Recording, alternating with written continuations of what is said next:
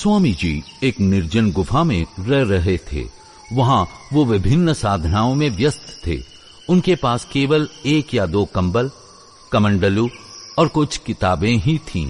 एक दिन एक मुसलमान जो कि पड़ोसी राज्य के राजकुमार का वकील था, उसका वहां से गुजरना हुआ और उसने स्वामी जी को देखा।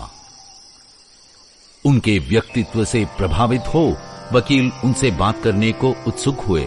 कुछ देर की बातचीत से ही वो वकील सन्यासी के ज्ञान से मोहित हो गया। वह उनके पास बार बार आने लगा।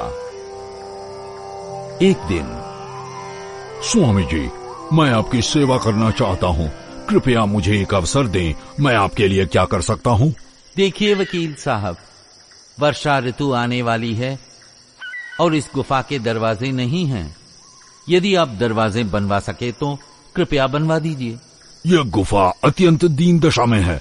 यदि आप आज्ञा दें तो मैं एक सुझाव दूं। मैं यहाँ आलीशान बंगले में अकेला रहता हूँ। यदि आप कृपा कर मेरे साथ रहेंगे तो मैं खुद को बहुत भाग्यशाली समझूंगा।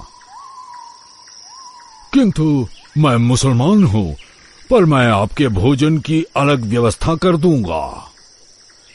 स्वामी जी ने उनकी ये बात अनसुनी कर दी और उनके बंगले में चले गए। वकील व उनके सहकर्मियों के कारण स्वामी जी ने माउंट आबू में कई मित्र बनाए।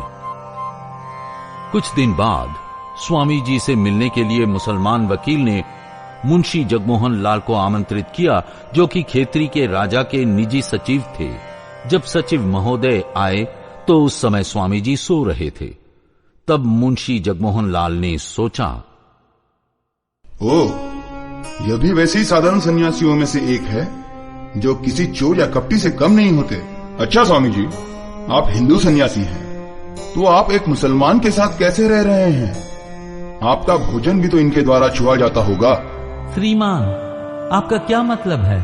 मैं सन्यासी हूँ और इन सब सामाजिक रीतियों से ऊपर हूँ। मैं भंगी के साथ भी भोजन कर सकता हूँ। मुझे भगवान का भय नहीं है कि वो इसकी स्वीकृति देंगे या नहीं देंगे, ना ही शास्त्रों का डर है कि इसकी अनुमति है या नहीं। किंतु मैं आपसे और आपके समाज से डरता हूँ, क्योंकि आप भगवान और शास्त्रों को नहीं जानते, मात्र दावा करते हैं। मैं हर जगह ब्रह्म देखता हूँ, यहाँ तक दीन एवं तुच्छ प्राणी में भी ब्रह्म देखता हूँ। मेरे लिए कोई ऊंच नीच नहीं है।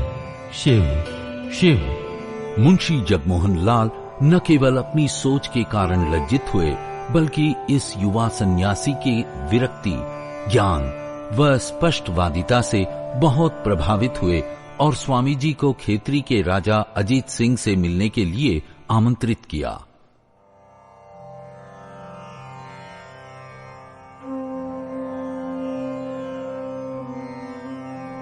जब तक ये छुआछूत आपका धर्म व रसोई और बर्तन आपके भगवान हैं, आप आध्यात्मिक रूप से उन्नति नहीं कर सकते।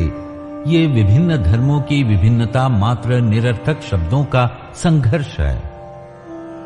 सब समझते हैं कि मेरे विचार मौलिक है और सब कुछ अपने तरीके से करना चाहते हैं। इसी से संघर्ष उत्पन्न होता है। यहाँ यानी भारत के लोगों ने वेदों को त्याग दिया है और सारा तर्क ज्ञान अब रसोई में है। भारत का धर्म आजकल है छुआछूत, जिसे दूसरे स्वीकृत नहीं करेंगे। एक दिन हर देश हमारे पूर्वजों द्वारा अपनाई अद्भुत जीवन पद्धति तथा उनके दर्शन चिंतन द्वारा प्रकट सुविचारों और सिद्धांतों को अपनाएगा।